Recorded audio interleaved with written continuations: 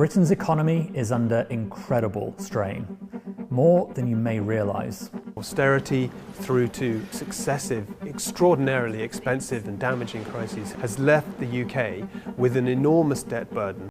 Today, we're diving into the latest rollercoaster ride in the world of finance. We're talking about some big moves in the US and UK economies, and trust me, it's a tale of two very different directions. Let's start in the US.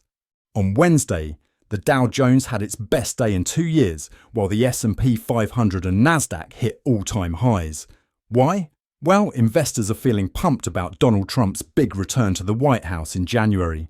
They're betting he's going to set the markets on fire by slashing corporate taxes, cutting through red tape, and scaling back government spending. Now, flip the page over to the UK. Labour's Keir Starmer is taking a different route. Instead of hyping up the UK economy, Starmer's been hitting the brakes, warning that things could actually get worse. And in last week's budget, Chancellor Rachel Reeves pushed taxes up, added more red tape, and hiked government spending by £32 billion. Where in this manifesto does it say that the next Labour government is going to increase spending by 74 billion and raise taxes by 40 billion? Because I have looked through it and I can't find it. So, how's that working out? While Wall Street's been riding a wave, London's lagging behind. Over the past 6 months, the S&P 500 surged up 14.8%, while the UK's FTSE 100 dropped by 4.28%. US investors are bouncing with excitement, while British investors, not so much. In fact, a lot of them are shifting their cash across the pond into US stocks. And who can blame them? If you'd invested £10,000 in US stocks a decade ago, you'd have a whopping £42,248 today. The FTSE All-Share, you'd only be sitting on £18,186. And the differences don't stop there. On energy policy, Trump's all about boosting US shale oil production, aka the baby drill strategy. Americans might soon see gas prices drop, giving them some extra cash to spend.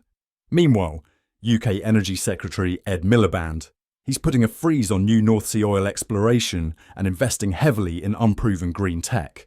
Translation, UK gas prices are staying high, and it's about to feel like a cold winter. Still, here's where things get interesting.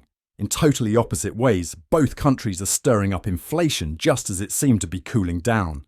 Trump's expected economic boom could drive US prices up, and in the UK, Labour's tax hikes and spending might have the same effect.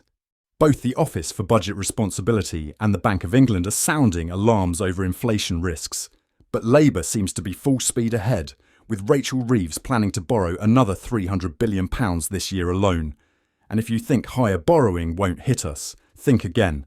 The bond market's going to want more in return for that debt, pushing up interest rates and borrowing costs. The US stock market might be in for the mother of all booms, but we know how that story often ends, with a bust.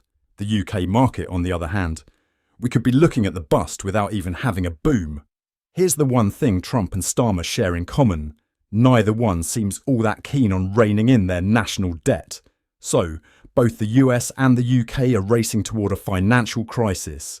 They're just taking very different roads to get there.